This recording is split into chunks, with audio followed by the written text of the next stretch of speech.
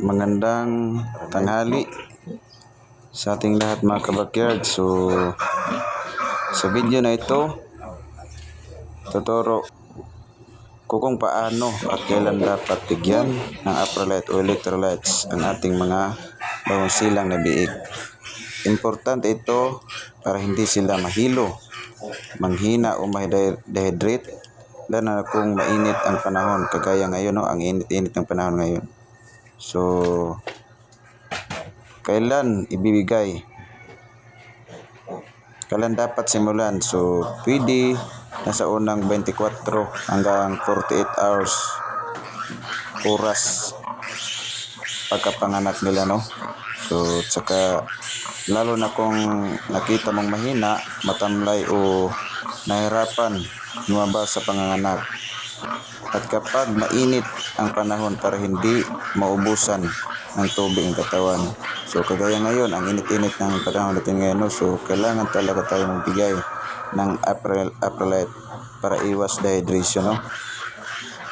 So at pangalawa, paano ibibigay? So paano ibibigay? Paano naman ang paraan? May dalawang paraan, boss, mga kabakyard, no? Una, gamit ang syringe o dropper. So gamit ko dito ay isang syringe lang kasi wala tayong dropper. Kumuha ka ng Aprolite na tinunaw sa tubig. Tunawin mo yung tubig. Dahan-dahan lang ipainom sa bibig nila, no? At ang dami nito mga kabakyard, 2 to 3 kutsarita o 5 to 10 ml lang bawat isa, bawat biik. Ihalo sa inuman, pwede din. Kung marami sila, tunawin mo sa tubig at ilagay mo sa inuman nila. So kung mayroon kayong drinker dyan, so pwede rin natin itong ihalo sa, sa tubig nila.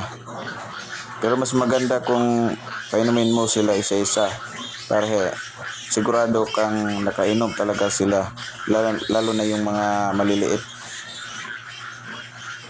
At panghuli, pangatlo, ilang araw gagawin. So dito sa amin mga kabakyard,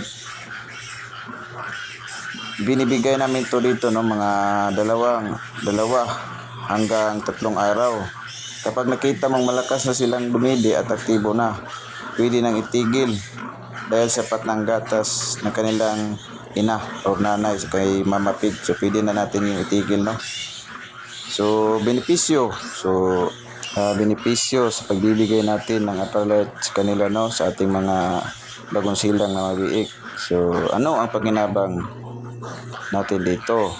So una, pampalakas agad ng pagkapanganak at kontra stress at pagod. Pampainom para hindi matuyuan o ma-dehydrate.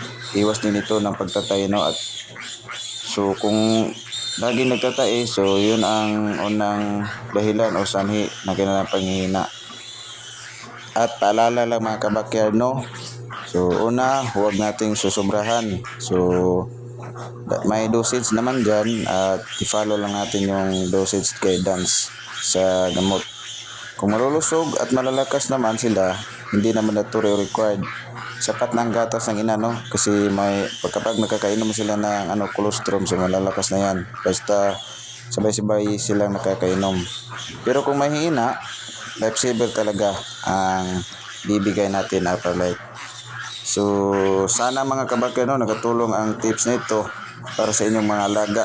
Kung may tanong kayo o comment na kayo sa baba. At mga kabakyard, huwag kalimutan sanang i-like, i-share at subscribe. So ingat mga kabakyard at happy farming sa ating lahat. God bless.